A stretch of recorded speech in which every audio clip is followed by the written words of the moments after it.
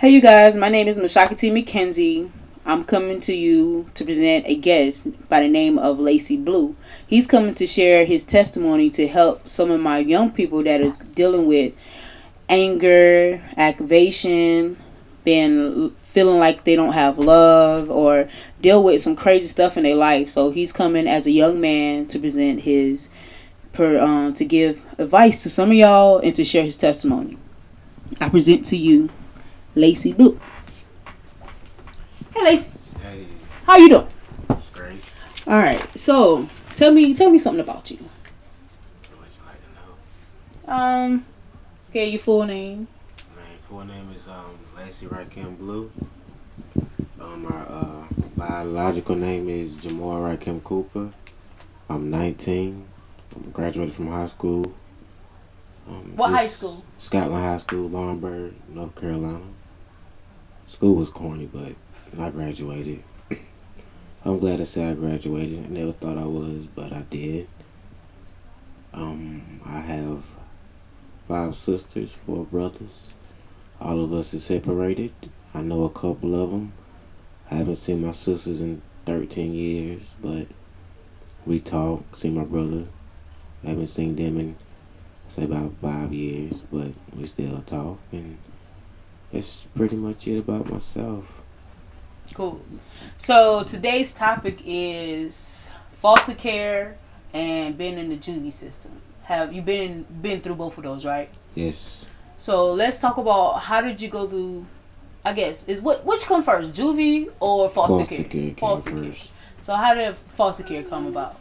Well, I was 4 years old. All I can remember is that my dad was in the gangs. He didn't care about his family. My mom was on crack, well, drugs, and she didn't care either. So we was bouncing around to our family members, and they didn't seem like they didn't want us either. So then I can remember one day, 4 years old, the police come to the house, take us away. And it's the last time since I ever seen my mother and my father. And then I was 4, just being bounced around from house to house to house. I always People always telling me, we like him, we gonna keep him this time. We love him, he gonna be alright. The next day I'm back at a foster home, like, what happened? They said they didn't want me and my sisters no more. So in order for us to get adopted, we had to be split up. I went one way, my sisters went another way, my brothers went another way.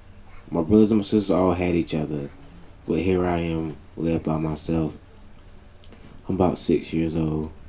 I'm originally from Staten Island, New York, but my adoption agency brought me way down here. Ever since I've been 6, it's just been me, nobody else. So around the age of 7, I met these people named Lacy Blue, Beatrice Blue. They came. I sat with them, talked to them for a while. I seemed to like them. They said they liked me, and the adoption became final. So I left Concord, came down here to Lawrenceburg, North Carolina. Been staying down here ever since I've been 7 years old. And, I still wonder what is. My real mom. I got a call not too long ago, Thanksgiving. She died. My father, I still don't know where he's at. Haven't seen him. Haven't talked to him. And that little process has changed me, because if I ever come to a point where I'm gonna have kids, I will never do what my mother and father did to me, That's what's up. because it hurt me. And you can ask my girlfriend to this day. I always tell her, yo, promise me that you'll never leave me, never give up on me, never abandon me, because that feeling is unbearable. And to this day, I still have problems dealing with it, and I'm 19 years old. Dealing with what exactly? That feeling of being left out, being left alone, like you give your heart to somebody, not just a girlfriend or maybe a friend or your mother or your father, and you just scared that they gonna do you like everybody else did. Like, they say they're not gonna do it, but the people said the same thing, and they gave up on me. And you still got that fear of that person that you give your heart to give up on you still. So you still have a lot of pain and Yeah, on the inside.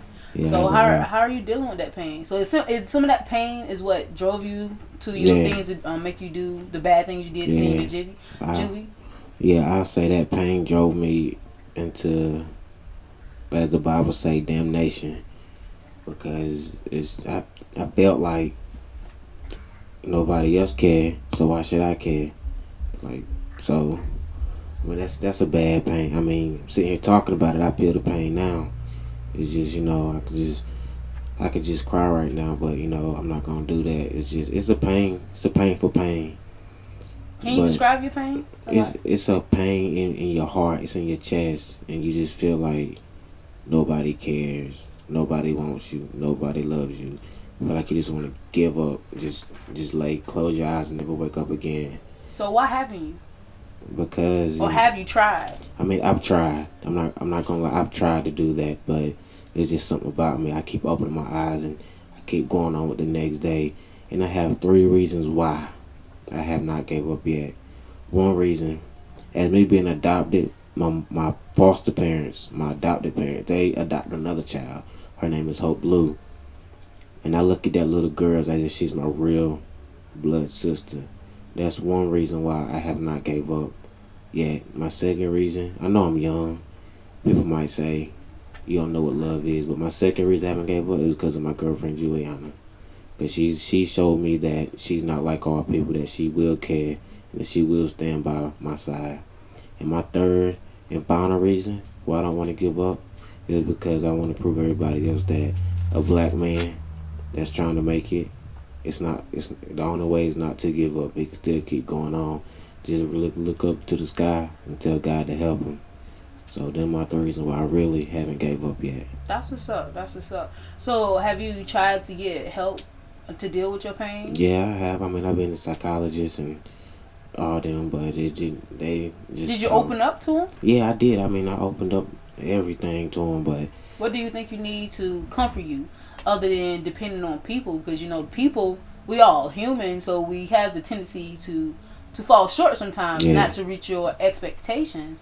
So what do you think in your mind to help you to ease your pain? Because the pain is always going to be there. I feel like the easiest pain if I can just be reunited with my sisters and my brothers again. Just see them one time, spend one whole day with them. We all sit down in a big circle, just have a big discussion about everything, like what really happened. Cause I'm not the oldest. You might as well say I'm the middle child. Me just seeing them, I think that'll take away a lot of pain, and me starting to trust people with my heart. That'll take a lot of pain away too. Right. Right. So, but why let your life be so bottled up over what somebody else did? Now you are a young man, have goals and expectations.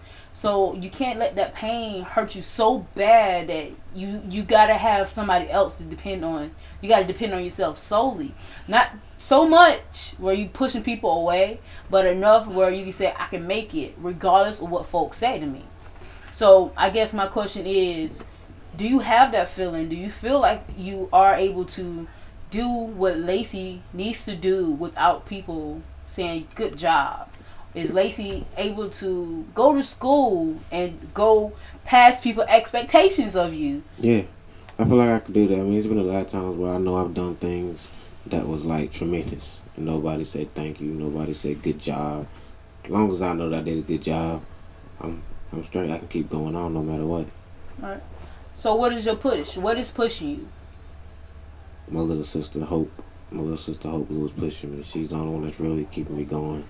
Besides my girlfriend, it's just them two really is one that keep giving me that push that I need. Well, let's not forget about God and Jesus. They pushing me too, but here on this earth, them two is my major reason why I'm still going today.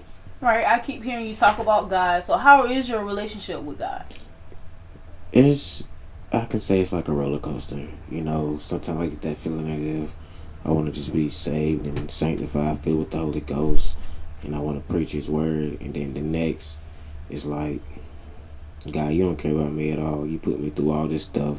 You doing all this stuff to me, and I'm begging you and I'm calling on you just about every night, telling you to save my soul because I don't want to die and go to hell. I don't want to burn. I want to be up there with you, but I still see no changes. And I know it says that if you won't change, then you have to make change too. I mean, I'm working myself. I'm trying to stop smoking. I've stopped drinking, but I feel like if God really wants me to do what I have to do for Him, that He'll change me, cause I can't change myself. I've tried, but it's like I keep backsliding.